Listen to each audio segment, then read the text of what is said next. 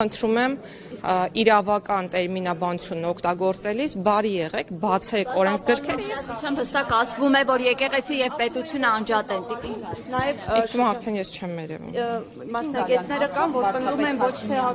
իր լիազորությունների վերազանցում չի կատարում, երբ որ հարցը, այսինքն հակասահմանադրական գործողությունների մասնակցության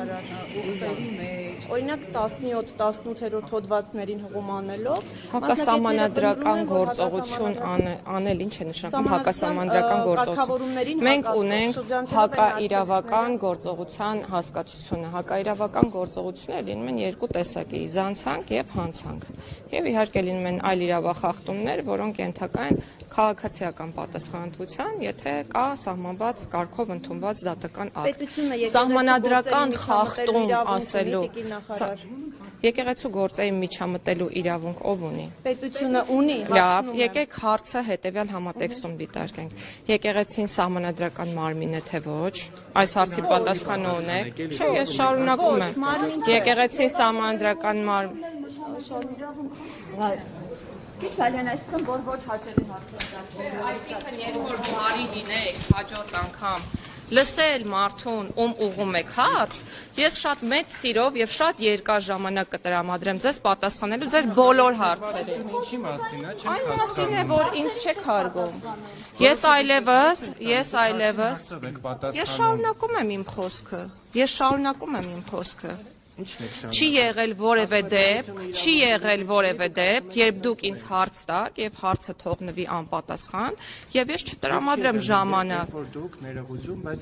լրագրողների Կարող եք լսել։ Լսում եմ։ Անհնար է ժողովուրդ անկեղծ ամեն անգամ ես ձեզ բոլորին հրավիրում եմ Արդարադատության նախարարություն, լրագրողական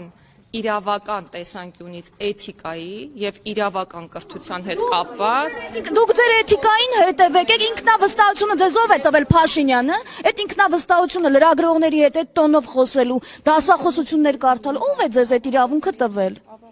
Չէ, չավարտեցի, հարց տվեցի, դուք էլ պատասխանեք։ ավարտեք։ Վարչապետը երբ այդպիսի բառեր է օգտագործում, ուսերին հրավիրեք, դասախոսության հետ Կամ եկեղեցականին մանկապիղծ անվանելը ձեզ չի անհանգստացնում։ Հրավիրում եմ Արդարադատության նախարարություն, կրկնում եմ իրավական լրագրության հետ կապված քննարկում կազմակերպելու եւ մեծ հույս ունեմ, որ այդ քննարկումը օգուտ կունենա եւ դրանից հետո մենք հնարավորություն կունենանք խաղաղ պայմաններում հարցեր տալու եւ հարցերի պատասխանները լսելու։ Պայմանավորում, որ միայն դուք եք նման։ Սահմանադրությունը ուսումնասիրեք, նոր մեզ դասեր տվեք։